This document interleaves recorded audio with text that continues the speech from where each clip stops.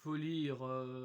Alors, oui, évidemment qu'il faut lire, mais je ne sais pas si la lecture est la priorité numéro une actuellement. Je dirais que, bon, vous prenez, je sais pas moi, vous prenez Molière. Bon, Molière, c'est très intéressant de par bon, sa capacité, je dirais, à cerner son époque. Et donc de là, tout le raisonnement s'ensuit. C'est-à-dire que Molière est intéressant à son époque énormément. Mais je dirais que Molière, au fur et à mesure des années, finalement, euh, a relativement perdu de son intérêt pour la critique sociale qu'il permettait qu'il développait en fait. Euh, bon, nous retrouvons finalement la critique sociale à, à divers conjonctures historiques et temporelles.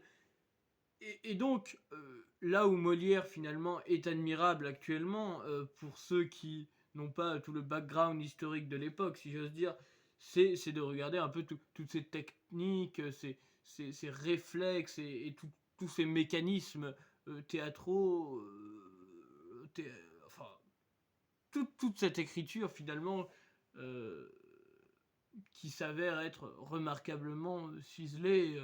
C'est, c'est, c'est impressionnant de lire Molière, évidemment. Mais bon, Molière, il n'y a pas que Molière dans la vie, comme disait à très juste titre Jean d'Ormesson.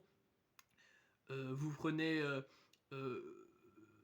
le duo d'écriture bien connu, bon, ils sont plutôt jeunes, hein, mais enfin même, oui, mais Jean-Pierre Bacry et Agnès Jaoui qui ont écrit un certain nombre de scénarios à la fin des années 90 et dans les années 2000, avec un certain brio, si j'ose dire. Euh, bon, on a une critique sociale qui est déjà un peu plus d'actualité, surtout que finalement, est-ce que les choses changent tellement en l'espace de 20-30 ans? Alors, oui, on pourrait dire oui, parce qu'on a l'impression que les choses pardon, avancent à une certaine vitesse. Mais en réalité, même si c'est vrai que les choses ont tendance à changer de plus en plus vite, vous me direz. Et je dirais que les choses qu'on peut trouver dans les, les- le fond de leur pensée est toujours d'actualité à Bakri Jaoui, c'est inévitable. Euh, donc tout ça pour dire que lire oui, mais bon, il y a d'autres moyens, il y a toujours d'autres sorts pour venir alimenter finalement alimenter ces cellules grises, comme dirait à très juste titre Hercule Poirot. Bon, après lire, vous voyez, bon, il y a magnifique chose à lire. Bon, moi, je vous recommande évidemment La ferme des animaux de George Orwell.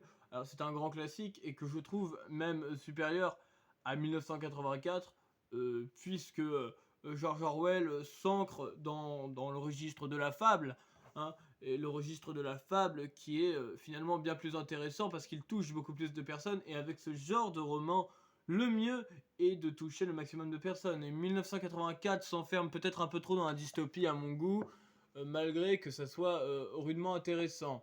Alors, euh, je vous recommanderais aussi évidemment Franz Kafka avec l'Amérique, qui est, je dirais, bon, peut-être un de ses romans, en tout cas de ses écrits les plus longs, les moins connus. Mais l'Amérique est, comme les autres ouvrages de Kafka, inachevé finalement, inachevé comme tous les ouvrages longs de Kafka presque, inachevé, mais excellent ouvrage, vous voyez, là on va beaucoup plus dans le voyage, dans l'aventure et finalement ça nous change un peu finalement de voilà le Kafka habituel, le procès, le château, la métamorphose qui sont vraiment dans ces dynamiques d'enfermement et de de désir et de socius, etc. Bon, c'est très bien. Après, je dirais que il y a Rabelais, évidemment, Rabelais, mais bon, je vais pas m'étendre sur Rabelais, puisque je suis toujours en train de décrypter ce vieux François, comme on dit, ce vieux François, c'est-à-dire que, bon, vous voyez, Rabelais est vraiment du genre à dire ils s'en allèrent pestoyer à travers champs et prairies. Et bon, Rabelais est très intéressant, mais il faut avoir le temps de lire Rabelais, étant donné que c'est du vieux François. Ou alors prenez la version traduite dans notre français moderne. Je ne vous le conseille pas. Après, qu'est-ce que je pourrais vous... je dirais, mon petit péché mignon antisémite, finalement, c'est Céline, Voyage au bout de la nuit. Alors, ce livre qui prend la poussière sur mon bureau depuis des années maintenant, euh, je me sens maintenant beaucoup plus prêt à le lire. Euh, alors, je vous le conseille puisque je me le conseille. Ça paraît tout à fait logique finalement. Je n'ai pas de tendance suicidaire pour l'instant, alors ce que je me conseille, je peux vous le conseiller, soyez-en sûrs. Sinon, peut-être une lecture un peu différente, je ne sais pas moi, quelque chose d'un peu plus... Tenez, alors toujours dans le même registre malheureusement, mais Le désert de Tartare d'Ino Buzzati. euh, il existe même le film, bon après, bref. Oui, excellent livre, je m'étendrai pas plus sur le sujet d'ailleurs, je n'ai pas envie du tout. Sinon, on a toujours Frédéric Becbédé, Freddy, comme on dit. Alors, on aime ou on n'aime pas, mais il ne laisse personne indifférent. Il a une écriture, vraiment, c'est une saloperie de petit bourgeois parisien, mais tout ce qui nous fait un peu chavirer, si on a cette sensibilité, c'est que, bon, Freddy arrive à nous, comment dire, à nous faire craquer, c'est-à-dire que c'est un enfant, Freddy. Et il faut savoir être là et accueillir Freddy, se laisser porter par Freddy et ne pas prendre tout ce qu'il dit au sérieux, faire bien attention. Il faut avoir une lecture très ouverte de Frédéric Becbédé. Toutefois, je dirais que dans le paysage littéraire français des 20 dernières années, euh, c'est pas une complète bouffée de nouveautés, mais c'est d'une certaine fraîcheur dans l'écriture, quoique ce Freddy puisse avoir des tendances réellement dégueulasses, au moins assumé, c'est ça qui est bien. Et sinon, que vous conseillez de plus, si ce n'est, oui, pourquoi pas, tenez après tout, euh, Hunter S. Thompson, Rome Express, voilà, donc c'est du journalisme gonzo, c'est plutôt intéressant.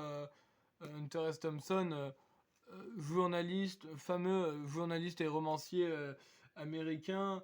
Je vous conseille de vous renseigner sur ce type qui a, comment dire, hérité hérité, qui a acquis, on peut le dire carrément, une certaine liberté de pensée qui fait du bien à notre époque. Voilà. Bon, après, il peut y avoir aussi, bon, moi j'ai un peu cogité sur ce livre, La drogue ou la vie. Livre intéressant, on parle de clinique, etc. Livre, à point de vue intéressant sur la drogue, c'est très intéressant, voilà. Et puis, qu'est-ce qu'on peut ajouter? On peut ajouter, tenez, un peu de Freud, ça fait jamais de mal pour comprendre un peu euh, ce qui s'est passé dans la littérature et finalement la, tout, tout l'art du XXe siècle qui a beaucoup été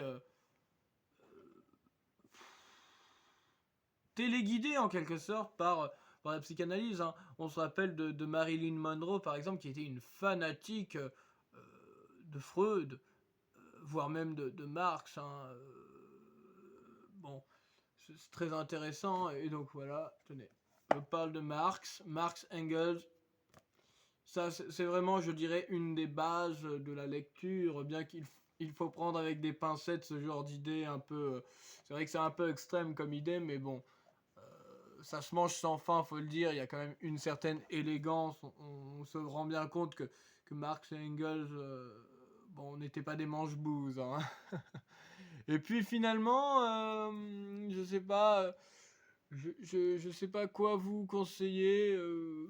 En plus, écoutez, il y a d'autres lectures intéressantes que là je vois, mais bon, rien qui me fait sauter au plafond. Voilà.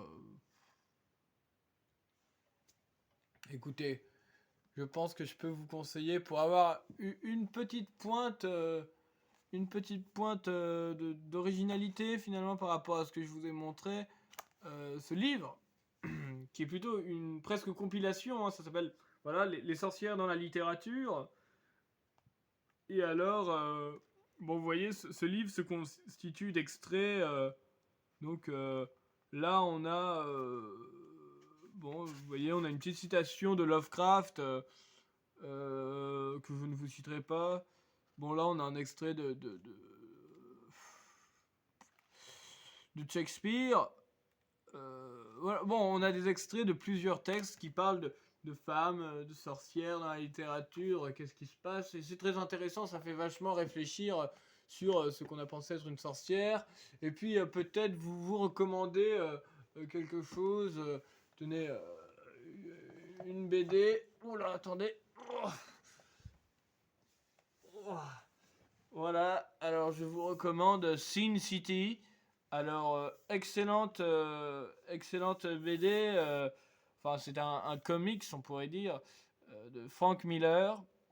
Et voilà, Sin City qui a été adapté notamment au cinéma par l'excellent et subversif Robert Rodriguez, qui a notamment fait Planète Terror, ou bien le diptyque, enfin voilà, le diptyque avec Tarantino, Planète Terror et Boulevard de la Mort.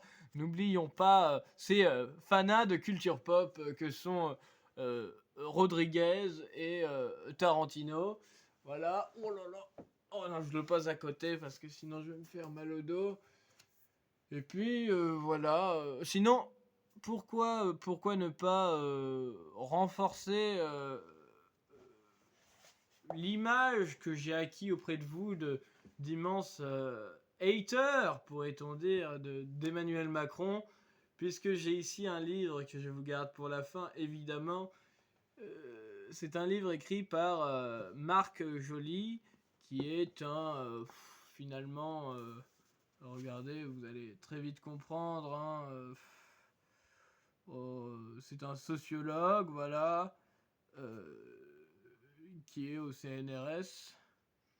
Et donc il a fait plusieurs... disons qu'il s'intéresse à des sujets assez psychanalytiques et psychologiques. Alors, pas tant psychanalytique que ça même, mais simplement psychologique. Ça s'appelle La pensée perverse au pouvoir. Et donc, on y développe, ici, dans ce livre, il y a tout, on y développe vraiment qu'est-ce que la pensée macroniste, finalement, comment Emmanuel Macron applique aux Français, et on pourrait dire à la France, hein, la France éternelle, contre la France. Écoutez, oui, comment Emmanuel Macron, enfin, Macron applique des logiques de pervers narcissiques à l'ensemble des Français. C'est un livre extrêmement intéressant, extrêmement beau d'ailleurs, hein, vous voyez. On a tout ça, etc. Et puis surtout, je crois me souvenir qu'il y avait une dédicace, voilà. Écoutez, regardez, juste là, une fausse dédicace d'Emmanuel Macron, avec marqué « Maintenant, tout est entre vos mains ».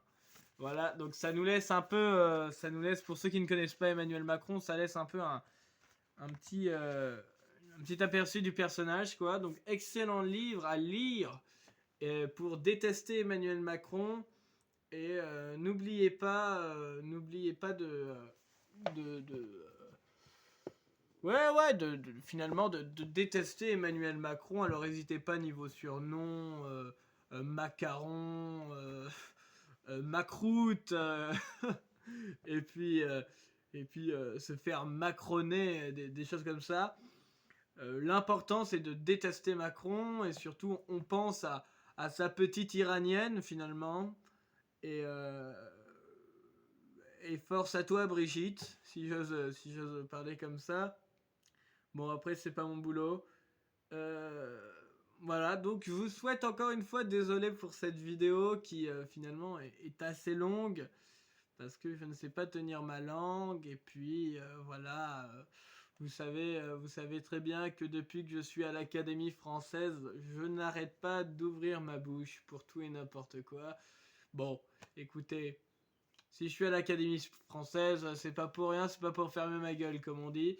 Voilà, donc encore une fois, ce sera une vidéo sans cut. Et que dire de plus, voilà, abonnez-vous si ça vous chante, laissez un commentaire médiocre comme vous savez si bien le faire, et puis voilà, allez, ciao.